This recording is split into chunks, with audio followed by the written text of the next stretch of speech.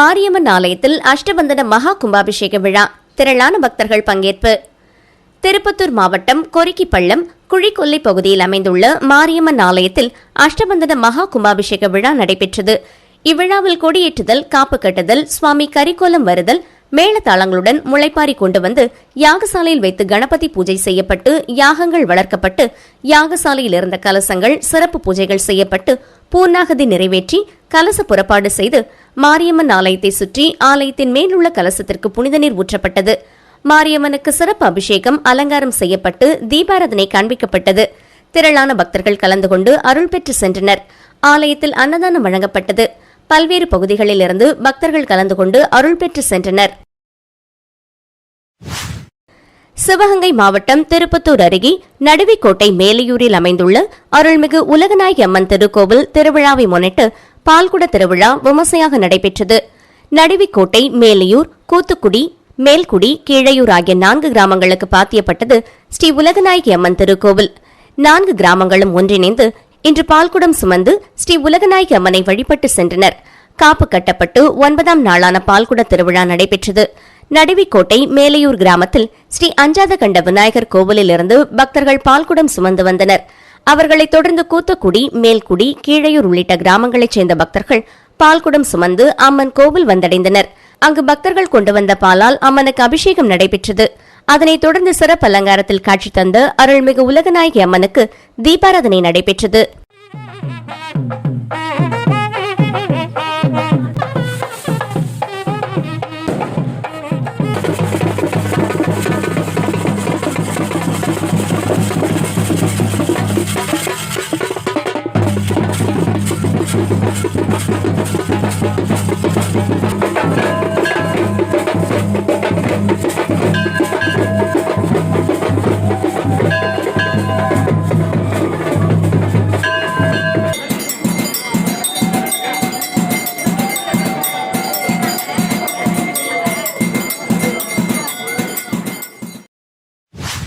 குத்தாலம் திரௌபதி அம்மன் கோவில் தீமிதி திருவிழா வெகு விமர்சையாக நடைபெற்றது. திரளான பக்தர்கள் பங்கேற்பு. மயிலாடுதுறை மாவட்டம் குத்தாலம் தாலுகா குத்தாலம் திரௌபதி அம்மன் திருக்கோவில் 105ஆம் ஆண்டு தீமிதி திருவிழா வெகு விமர்சையாக நடைபெற்றது. கடந்த 20ஆம் தேதி கொடியேற்றத்துடன் தொடங்கிய விழாவின் முக்கிய நிகழ்வான தீமிதி திருவிழா நேற்று நடைபெற்றது. முன்னதாக காவிரி தீர்த்தப்படித்துறையிலிருந்து சக்தி கரகம், அலகு காவடிகள் புறப்பட்டு வான வேடிக்கை, மேளதாள வாத்தியங்கள் முழங்க முக்கிய வீதிகள் வழியாக ஊர்வலமாக கோவிலை வந்தடைந்தனர்.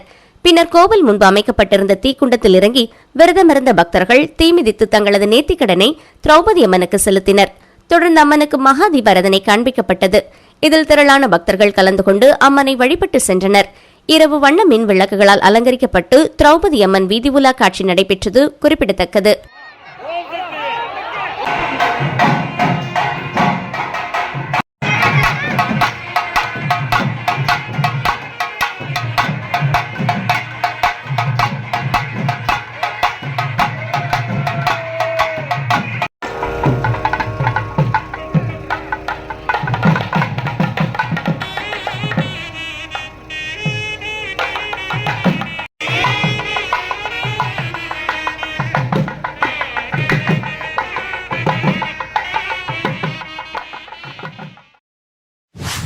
பழனி மலை கோவிலில் ஸ்ரீ போகர் சித்தரின் ஜெயந்தி விழாவை முன்னிட்டு சிறப்பு பூஜைகள், அபிஷேகங்கள் நடைபெற்றது. பழனி அருள்மிகு தண்டாயுதபாணி சுவாமி கோவிலில் மூலவராக நின்று பக்தர்களுக்கு அருள்பாலிக்கும் அருள்மிகு தண்டாயுதபாணியின் திருமேனி அருமருந்தான நவபாஷானத்தால் உருவாக்கப்பட்டுள்ளது. மூலவரின் திருமேனியை ஸ்ரீ போகர் பெருமான் உருவாக்கியது குறிப்பிடத்தக்கது. வைகாசி மாதத்தில் பரணி நட்சத்திரம் வரும் நாள் போகர் நட்சத்திரம் என்பதால் அந்த தினம் போகர் ஜெயந்தியாக வழிபட்டு வருகிறது. இதன்படி இன்று ஸ்ரீ போகர் ஜெயந்தி விழா மலை கோவிலில் சிறப்பாக கொண்டாடப்பட்டது. விழாவை முன்னிட்டு போகர் பெருமான் வழிபட்ட மரகதலிங்கம், அருள்மிகு புவனேஸ்வரி அம்பாளுக்கு பால், பன்னீர், விபூதி, பஞ்சாமிர்தம், கனிவர்க்கங்கள், சந்தனம் உள்ளிட்ட பல்வேறு அபிஷேக பொருட்களால் அபிஷேகம் செய்யப்பட்டது. பூஜைகளை போகர் ஆதீனம் சிவானந்த புலிப்பாணி பாத்திர சுவாமிகள் தலைமையில் ஜம்பு என்கிற சண்முகானந்த சுவாமிகள் செய்தார். தொடர்ந்து மரகதலிங்கம் கருவறைக்கு கொண்டு செல்லப்பட்டு அங்கு போகர் வழிபட்டு மற்ற சிலைகள் சக்கரங்களுடன் வைக்கப்பட்டு சிறப்பு அலங்காரம் செய்யப்பட்டது. அதைத் தொடர்ந்து போகர் ஆதீனம் சிவானந்த புலிப்பாணி சுவாமிகள் மகா தீபாராதனை செய்தார். விழாவில் பங்கேற்ற பக்தர்களுக்கு பிரசாதமாக ருத்ராட்சம், சுவாமி படங்கள், இனிப்புகள் வழங்கப்பட்டது.